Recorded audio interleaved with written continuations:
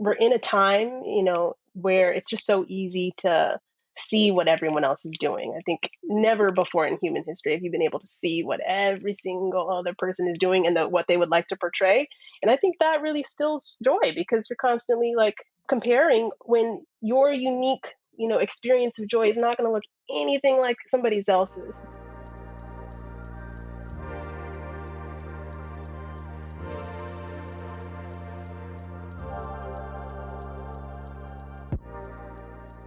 Welcome to Living Once Twice, a lifestyle design and personal adventure podcast. My name is Justin. Come with me as I'm here to help you chart your course for creating the fulfilling life you desire. Join me as every Wednesday we'll dive into the inspiring guest stories, remarkable science, and useful strategies to help you create the momentum you need to take action towards designing your dream life. Remember, your dream life is waiting for you. It's time to go for it. You deserve it.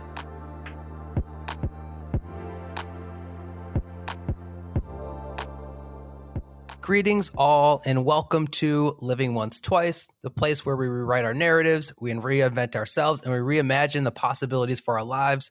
Thank you for tuning in to today's episode. Very excited to bring on today's guest, Kirsten Rogers. Kirsten is an entrepreneur, yoga instructor, and co-creator of Black to Yoga, which was created to bring accessible and inclusive health and wellness to Black and Brown communities through the transformative power of yoga. Kirsten, welcome to the show. How are you?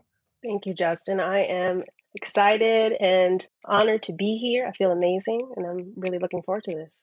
So am I. So before we dive into your story and the great insight that you have to share with our listeners, I've got to give the folks context because I met you back at one of the early Black to Yoga events. And like so many others, just been a huge, huge supporter of the Black to Yoga movement.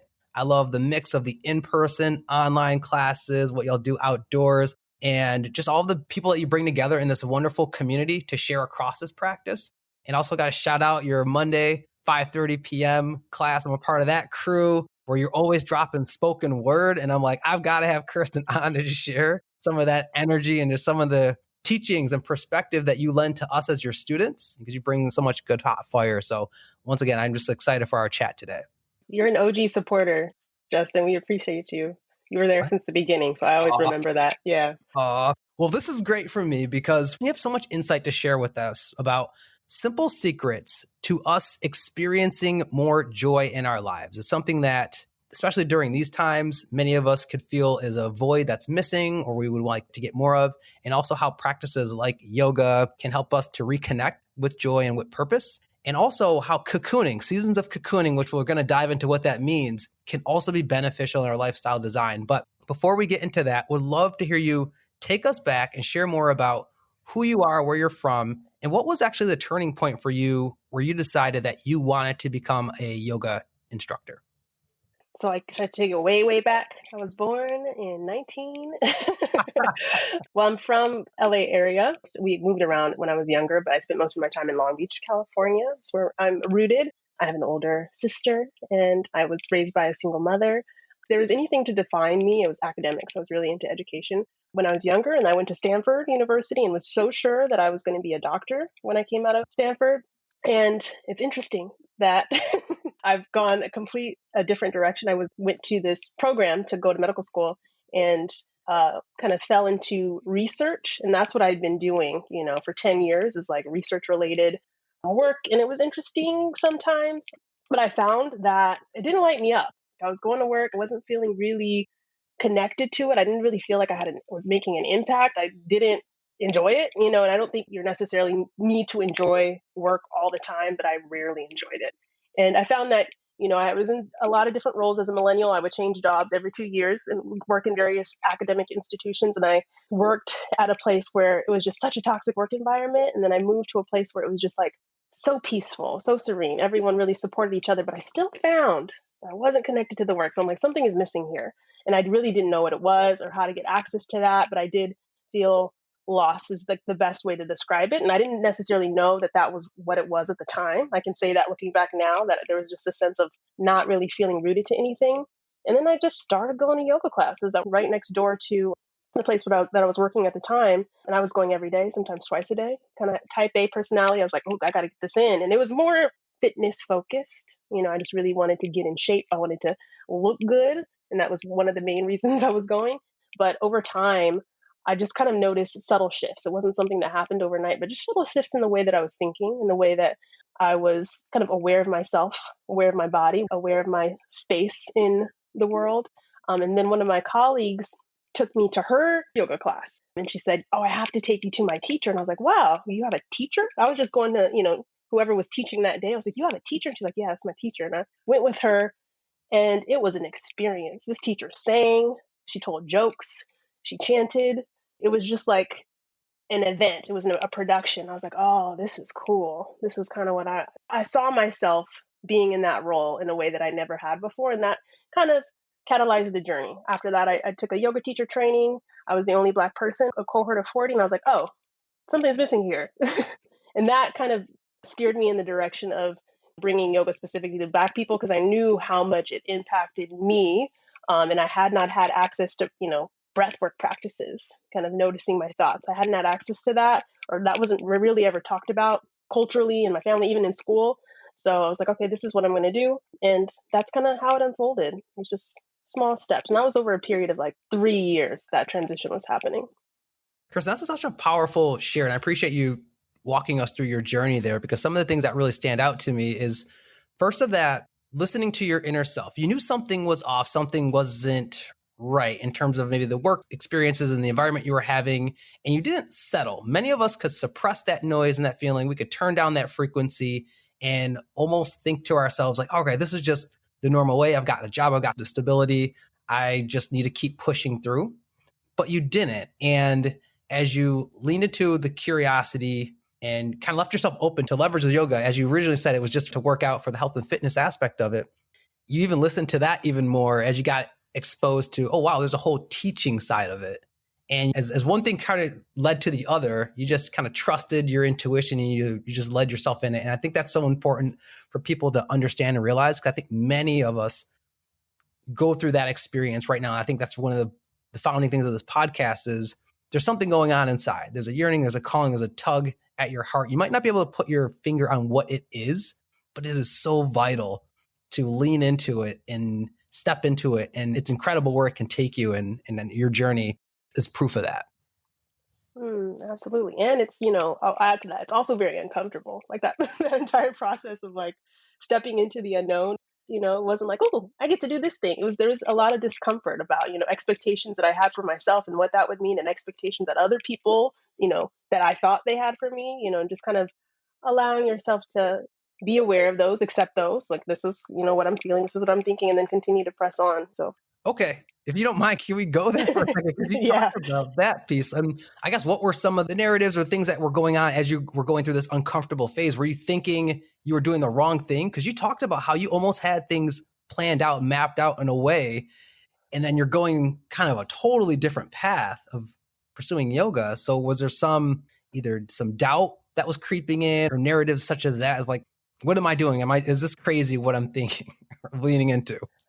Yeah, I mean, I think, now I don't feel this way, but I think the thing that kept coming up is like, I didn't go to school. I didn't go to college. My mom got a second job to help pay for I could have been a yoga teacher without, without that, and I think just like there's a level of expectation that you place on yourself, especially when I had that very kind of strict path of going to medical school. And then after not going to medical school, figuring out a way to kind of excel within, whatever field that I was in at the time, but to make it all worth it, to make school, to make the tuition, make all of that investment worth it. And I was like, well, I feel like yoga was worth it. And that was the thing that kept weighing on me. And then the answer was yes, actually, like, it's an actual physical feeling. Like, I feel in my body much more, centered, much more grounded, much more like content with where I am. And there isn't that like constant pull, this constant disconnect with what I'm doing versus what I'm feeling, so.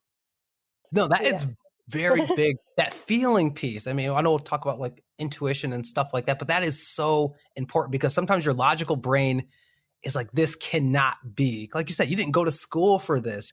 It just wasn't really connecting in the dots in that same kind of type of logical way. But as you really honor the feeling that you have, and once again, that's something that so many of us can tune off to, and now you're able to look back and be like, no, it was great that I did this. It was great that I leaned to that and I trusted that inner guy, that inner sense that I had. And it's all been kind of working out and how it's shaped itself for you. Really? Yeah, exactly. And it's interesting because yoga essentially taught me how to feel, to how to listen to my body, how to listen to my feelings, whether they're uncomfortable, pleasant, unpleasant, or neutral. And I don't think I would have had the kind of the space to even be in touch with what I was feeling if I hadn't been a practitioner in the first place. So it kind of this continually evolving path that has expanded my awareness of like what is possible. And yeah. And to kind of, I guess, pivot in terms of, we're going to definitely go back to yoga and the benefits that it can offer. One of the things that is important for me, I guess, to talk about on this show is the topic of joy and happiness. That's something that I've heard in your classes. I was like, oh my God, it would be great to bring you on for this concept because Martha Beck, she said that in the darkness of the night, there's 4 things that we all yearn for: peace, freedom, love, and joy. And when it comes to the topic of joy, I think it is something that so many of us, we spend money on. It's capitalized in terms of you got to buy happiness. We crave it. We chase it. We're on a pursuit of it. But as I've been listening a lot to you and in your classes, it's almost something where maybe we've complicated joy and we've lost kind of a sense of really how we could find it. So I would love to hear your perspective on why so many of us are struggling to experience joy. Are we overcomplicating what joy truly is? I'd love to hear your thoughts. Yeah, that's a great question. What comes to mind for me is, I've had long periods of not feeling joy, and those periods really helped kind of frame what joy means to me. And I might have a different definition of joy than others, but it's, the periods of just lacking joy or feeling like I was lacking joy really allow me to dive deeper into the experience of joy. And I do think that we're overcomplicating it, but I almost feel like that's sometimes a part of the process. Like you do all these things and you climb all these mountains only to realize, oh, that's not actually what does it for me, and I feel like that's an important part to honor as well. And eventually the goal is to realize that it's within you, and I think it's just that we're in a time, where it's just so easy to see what everyone else is doing. I think never before in human history have you been able to see what every single other person is doing and what they would like to portray. And I think that really stills joy because you're constantly comparing when your unique experience of joy is not going to look anything like somebody else's. It's going to be so different. Like if you did the exact same thing somebody else was doing and they look joyful, you probably wouldn't experience that same level of joy because your journey has taken you to different places that have allowed you to appreciate certain things in different ways. And I feel like I've I've done so many things over the course of my life now that I have really sat more deeply with. I've just kind of now understand that for me, my experience of joy is actually really simple. Like it doesn't really involve a lot. Like I don't need a lot of things. I don't need a lot of money. I don't need even a lot of friends. I have like a strong connection with the people that I love. And, I think I posted one time, like the simplest days are my best days. And that was just a realization that I had, when I had just a very simple day. I talked to my mom. I had a really great breakfast. I took an awesome kickboxing class. I read a book, I moved my body. I went to the beach, just like nothing extravagant, but just kind of using what was in my neighborhood to, be human. So I think my experience has been kind of simplifying things has brought me joy. I've been able to kind of connect more deeply with what is present. And I think joy is also closely related to gratitude. That's been my experience. I think sometimes gratitude can be hard to tap into or inaccessible when you're not feeling well, but just like anything, it's kind of a muscle that you can build, and just like if you continue to remind yourself of like, oh, like I got to sleep in a comfy bed, like I'm alive today. I have 2 amazing little dogs. Like there's so much to be grateful for. And when you kind of continue to flex that muscle just with small little reminders, like, oh, that's really amazing that's in my life, then that just expands in a really magical way. And I feel like the joy naturally kind of flows in from that place. Wow. There is so much that you hit on there that I think is going to resonate with a lot of us. I'd like how you also talked about how there was like a journey to it. Because I think for some of us, we have to have a trial and error period of figuring out some of these concepts for ourselves. Like what is success? Because we get force fed what these definitions are. So I'd love to hear more about your discovery or your rediscovery of joy. How do you define joy for yourself personally? Because I agree with you that everyone has their own individual definition of joy, and they should find it that way. And a lot of these terms that are thrown out there, they should create their own definition of it. But how for you was it discovering and rediscovering joy? Because the reason I ask is because I remember for myself as a 20-year-old, I equated my career success with joy. And I learned very on when my career went left, I was like, oh, this is not a good feeling to base my equation of joy on. So I'm just would love to hear more about how did you discover or rediscover joy in your journey? I think that's a great question. And one of the things that comes to mind is that like I'm discovering and rediscovering, and then I'll continue to discover and rediscover what joy means. Like there's all these different phases as we continue to grow as humans. Like the definition continues to evolve. And I think when I was younger, like being the smartest kid in the room was my joy. Like getting all straight A's, that was like where I derived what I would call joy at the time. And then I got to a place where I was not the smartest person in the room. I was like, oh, this is not joyful. I need to find something else to be joyful about. So I would just kind of pivot to different things. I would just replace one thing with another thing. If it wasn't school, then it was, a relationship. If it wasn't a relationship, then it was something else. And then eventually, like all those things happen and none of them bring you joy. So you're like, oh, I have to define that like as something that comes from me. And, the way that I would define it now, today, would be when I feel joy, there's a kind of a lightness of heart. Like I feel my heart expanding.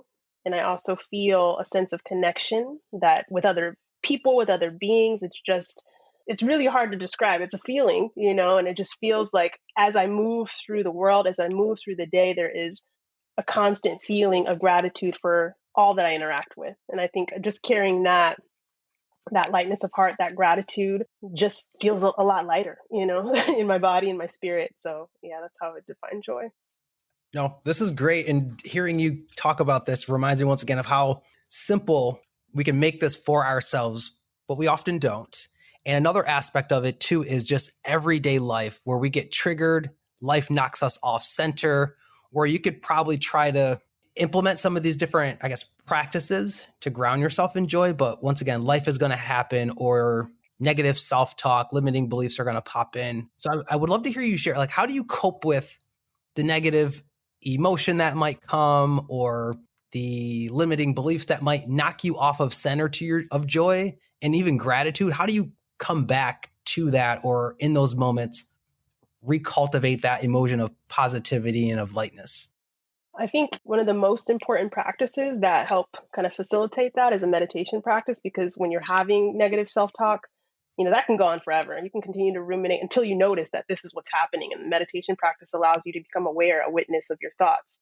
And then after that, it's really about, my experience has been really about learning how to like hold all of that with compassion and with kindness. So when I'm like, getting down on myself, whatever the negative self-talk may be, I'm just like, oh, oh, it's okay. Like I'm actually like, touch my heart. I'm like, oh, you're having a hard time. I'm here for you. Like I, Kirsten, am here for you, Kirsten, to feel into this experience. So it's really, my practice has been to really be gentle with myself, like really love myself through the difficult times, which there have been many, is to just like notice what's happening and just hold myself with kind of a loving energy. And that can only happen if you're like aware of it, if you're aware of the negative self-talk and you're aware of the limiting beliefs, and you're like, oh, okay, well, this is what we're going through right now. Something recently happened. I'm like, I can't believe I said that. And then it was really nice for me to just be like, you're so funny. Like, you're such a goofball. Just kind of laugh at myself in a loving way, And I think whatever kind of voice that works for you is going to work for you. But sometimes just to be kind, to make jokes about myself in a loving way, I think has helped with that a lot. I love the suggestions, even some of these affirmations, and reminding us all to center back to loving ourselves, or being able to, we don't necessarily need to go external. We could generate all of these things to ourselves.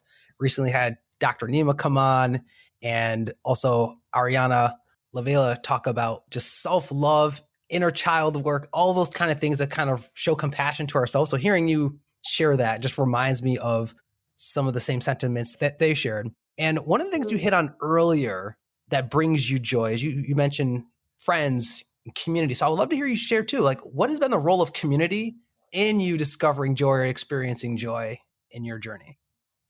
Oh my gosh, so important. So important. And of all the things that up to my journey to this point, I think community was something that I like undervalued or underappreciated the most. Like I had a small group of friends, but outside of that, I was like, I'm good. But one of the things that I struggled with, going into my role as a yoga teacher was public speaking. Like I was deathly afraid of public speaking. I hated talking in front of people.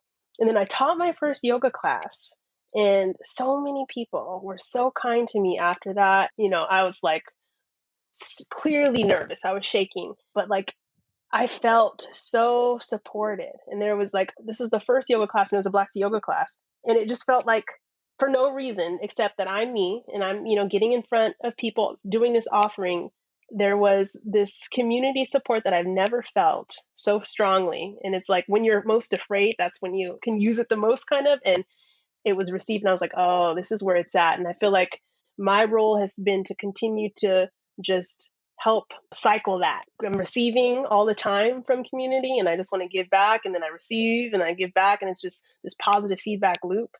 Yeah, and I think, what I do could not exist without community. Black to yoga could not exist without community. It is the lifeblood of this work.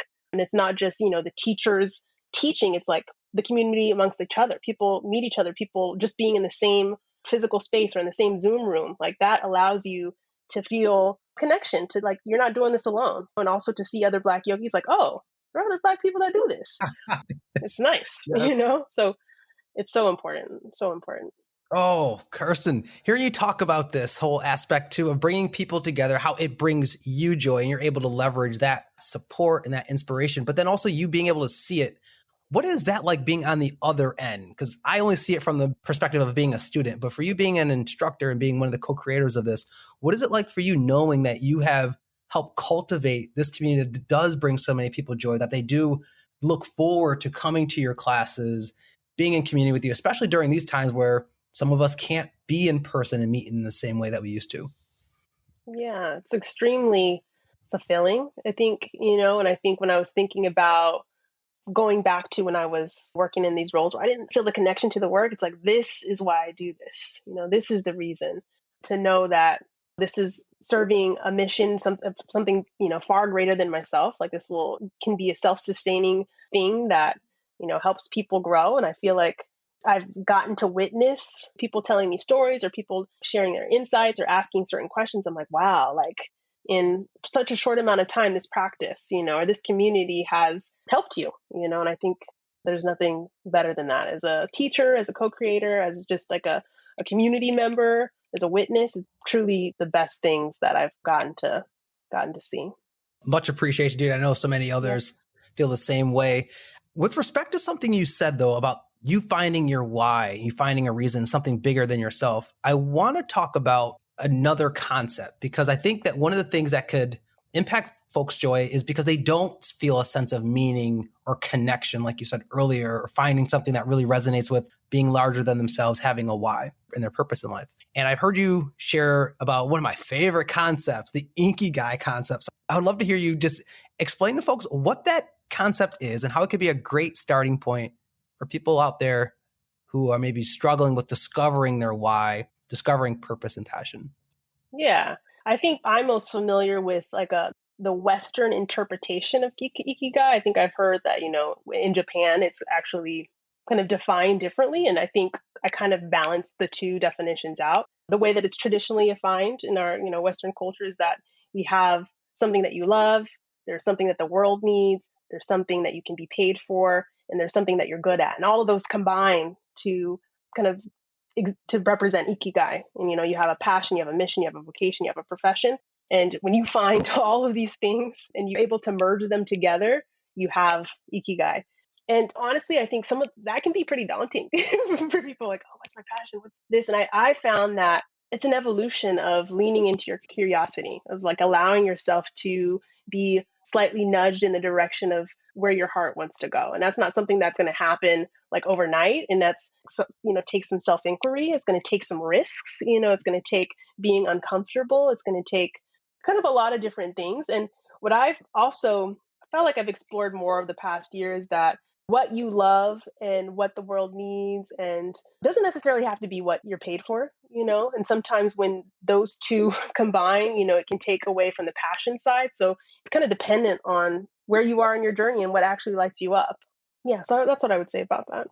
Yeah. No, there's so much richness in what you shared, and it almost brings things full circle to in part of your story. But with people, if they do go out and explore the Inky Guy method, what's nice about it is for not everyone, you don't necessarily need to like burn the ships by quitting your job. It is possible that maybe outside of your work, you find that you could bring more of what you love into your lifestyle design, into your weekly routine. And that's enough to give you that balance, especially if it's not something you necessarily think you want to go out and get paid for or do as a full career. So it just allows you to redesign the way you go about your life, and you can create more fulfillment, more joy, as we're talking about. And in this conversation, as I mentioned, bringing it full circle as you were sharing self-inquiry, leaning into different things.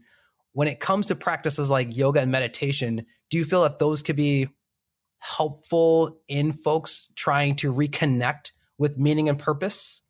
Yeah, I think yoga and meditation are two examples of practices that can help people. I think there's kind of like, an infinite array of, I found that yoga and meditation has really allowed me to kind of listen to my intuition. I was completely disconnected from what I actually enjoyed. It's kind of just going off of what society was telling me to enjoy. But when you kind of sit with yourself and you notice, and that's all you're doing really, is you're sitting and noticing your breath, noticing what emotions come up, notice what feelings come up. You're able to actually take that with you into the rest of your day and notice like how different things make you feel.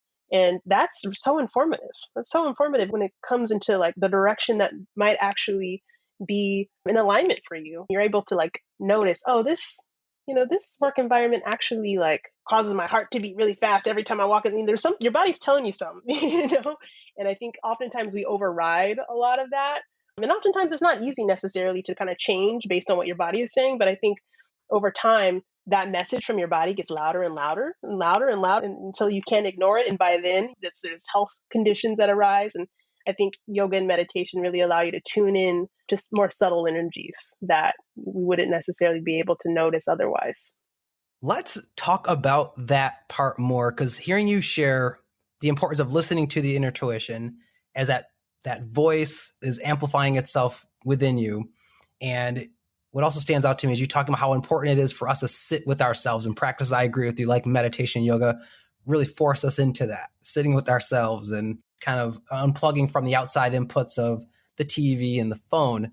So I want to talk about the whole cocooning period and defining what that is, of really going inside. And I would love to hear you share, Kirsten, of how important a cocooning period can be in one's journey of gaining clarity on ourselves, reconnecting with ourselves inside. And who knows, it could also be kind of a springboard as giving us clarity as we look to move forward in different areas of our life. Yeah, that's a great question. I feel like, with COVID and kind of being sheltered in place, we've kind of had an opportunity to explore that in a way that many of us never would have. I personally go on silent meditation retreats for this reason. I'm doing another retreat next month, actually.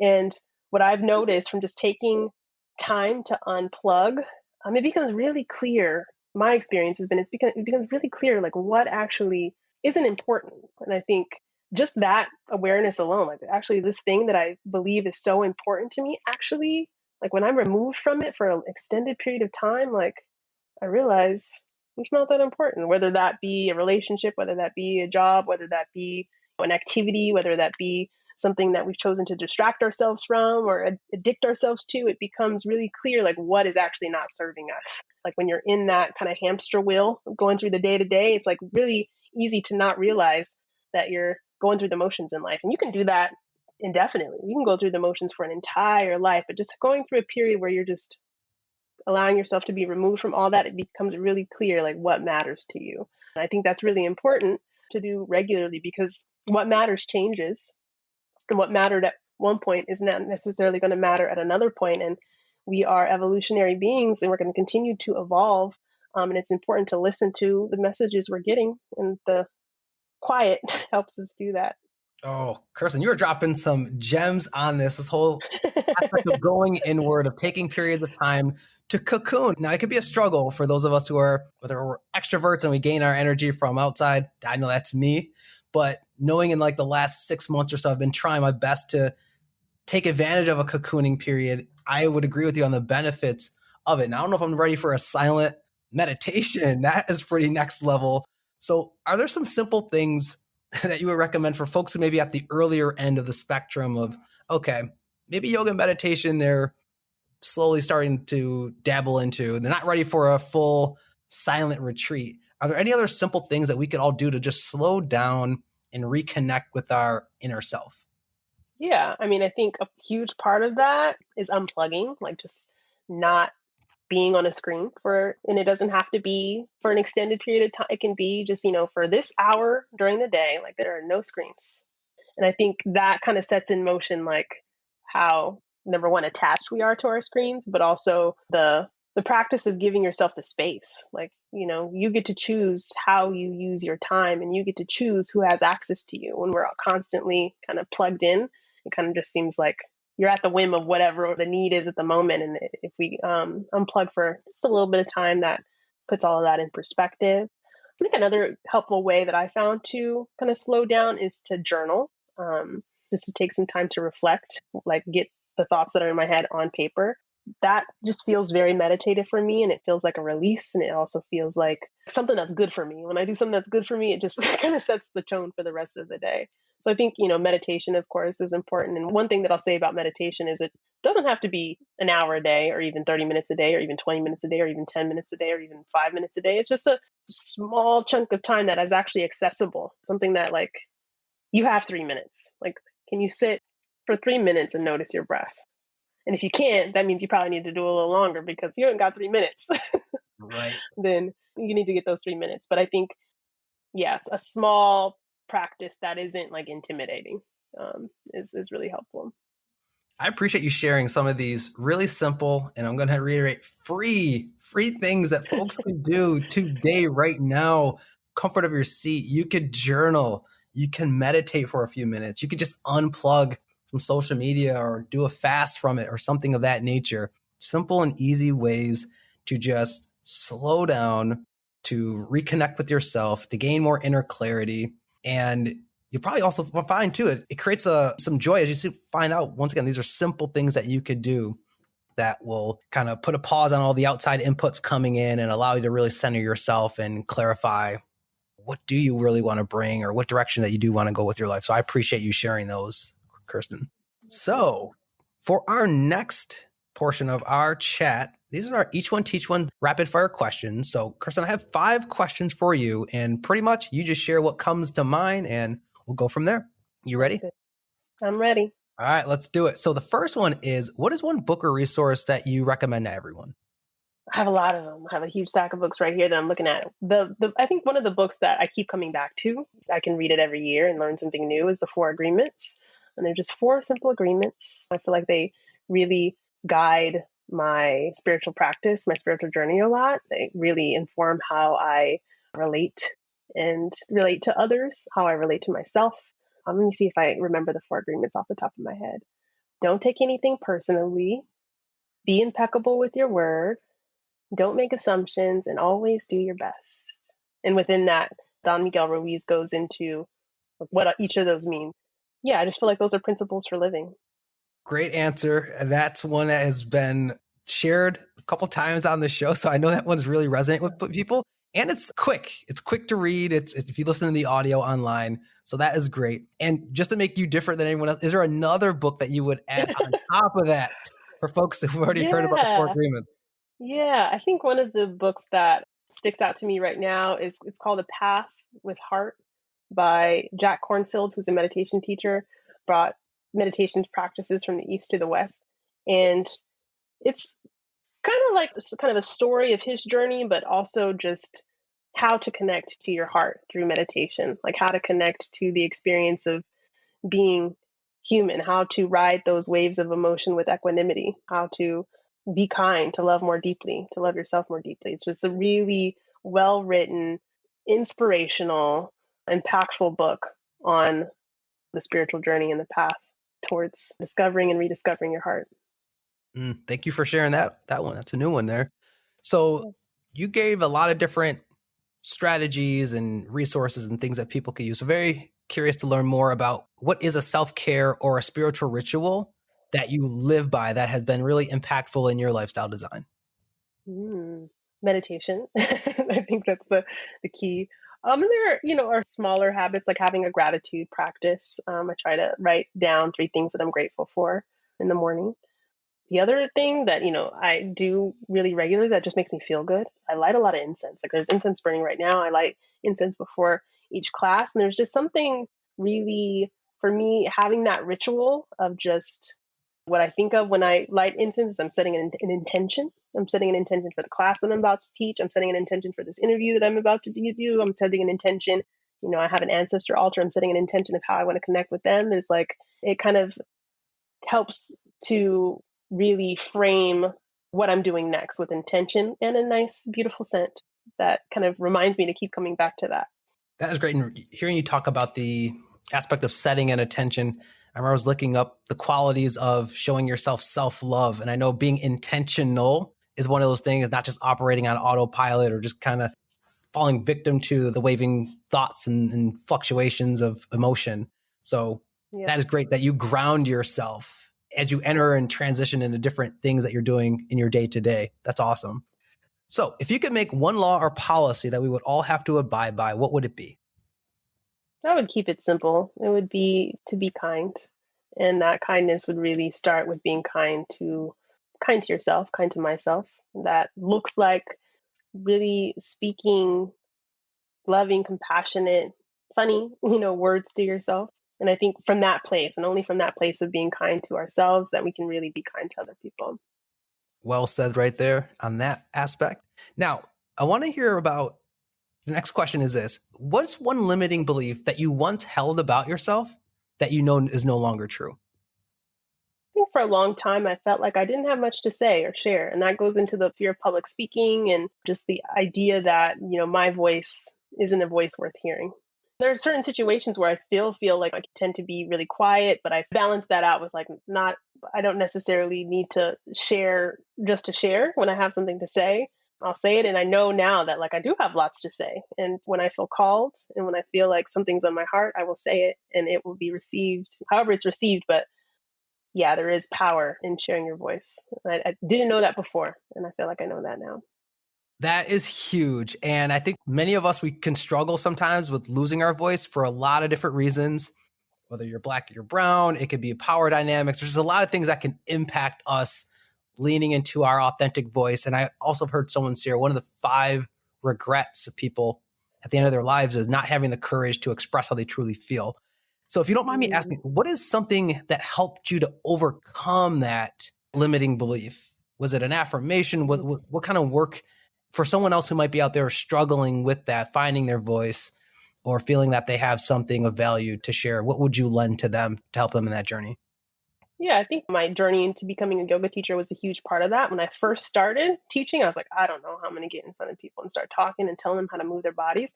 What I started doing first is I would meet one-on-one with friends, people that I trust, people I know that are supportive, and I would meet one-on-one. And before I got in front of a big class, I just taught yoga to them. And then I would add 2 people, and then I would add 3 people, and then it would be 4 people. And it was just an incremental process of what felt comfortable to me. And, there's certainly discomfort with it within that. And it's kind of just but it was manageable discomfort. It wasn't like I was just jumping into, a huge speaking in front of thousands of people. It was just slow, tangible steps that made the idea of speaking in front of people less daunting and less fear-inducing.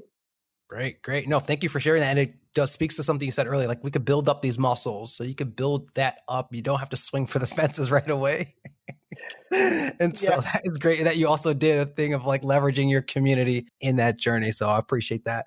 And then the last one that I'm asking, Kirsten, to all of our guests this season is that if you could leave the world one thing, what would you want us to take away from the legacy of your life? So what comes to my heart with that question is loving kindness. I lead a meditation every Friday that is my favorite meditation. It's my favorite meditation to lead and to experience. And on this journey, I feel like I'm here to love. I feel like I have an infinite well of love, that I'm just continuing to replenish by taking good care of myself. And that I'm here to just share that. And then what happens with that is people continue to share that, as people learn practices, as people continue to learn how to love themselves more deeply, then they can continue to expand that well of love. And the loving kindness meditation is just that. It's like loving yourself, allowing that love to extend to people you love, allowing that love to extend to people you don't even know, allowing that love to extend to people you don't like, and allowing that love to further extend around the world to everyone, no exception. That's a heavy lift, but I feel like that is a part of why I'm here.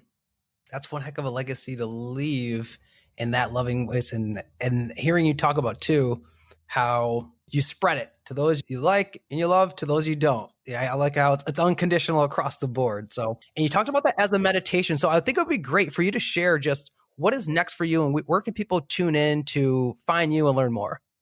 Yeah, I think my yoga practice has really gotten me really excited and passionate about meditation and leading meditation. So right now I'm actually in a program at UCLA to facilitate mindfulness meditation. It's really just to get deeper into the practice of guiding people through meditation and also being able to really answer questions skillfully and deal with things that come up, because things come up, trauma, things that people weren't expecting in their meditation practice come up. And my goal is to be able to hold that with care. So I see myself moving into more spaces of leading and guiding meditation, and for people that are reluctant to try it or feel like it's not for them, to offer a space where there's support on that journey in a skillful way. Yeah, so more meditation is what I see. And people can find me via Black to Yoga. Our Instagram is @BlackToYoga. Our website is www.blacktoyoga.com. I'm also on Instagram at KirstenRogersYoga.com.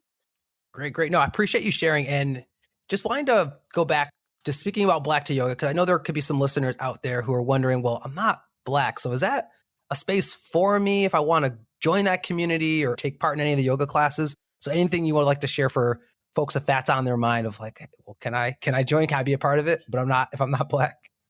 Absolutely. Great question. And it's a question that we get a lot. We get it in our DMs, we get it in our emails. And we really appreciate that question, because that means people are being mindful and thoughtful about the spaces that they're entering.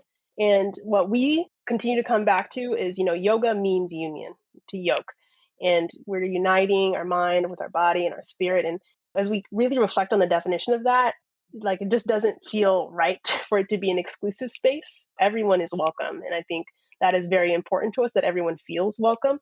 The mission of Black to Yoga is to really center Black yogis, both as teachers and students, so that Black people especially feel welcome to move their bodies in a space that is supportive. But in that process, in no way do we want to discourage other people from coming. Awesome. Well, no, thank you for sharing that. And I know so many people are excited to be able to be a part of the journey and experience and the amazing community that you all have created. So folks, you have it here. You do not have to wait to be happy. You could add joy into your life at any moment. And it all starts with a simple mind shift on the inside of being more compassionate, practicing gratitude, and doing the small things that can help with shifting and bringing more joy into your life. And when you do have those and implement those shifts, literally shift happens, your life changes. And Kirsten, I want to thank you again for all that you've shared with our listeners, for your time, the strategies, your story that you shared, and also what you have all done once again with Black to Yoga, with the movement and creating this space for everyone, but really ensuring that those who are Black and brown have a space to enjoy and experience the benefits, the transformative benefits of yoga and meditation.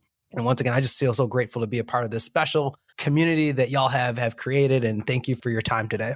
Thank you so much, Justin. We're so grateful to have you. And this was so fun. So happy to do this today with you. Well, y'all, that is it for today's show. I would like to thank you all for tuning in today. If you enjoyed this episode, please show your support by sharing the Living Once Twice podcast on LinkedIn, Instagram, or wherever, and leaving us a review on iTunes.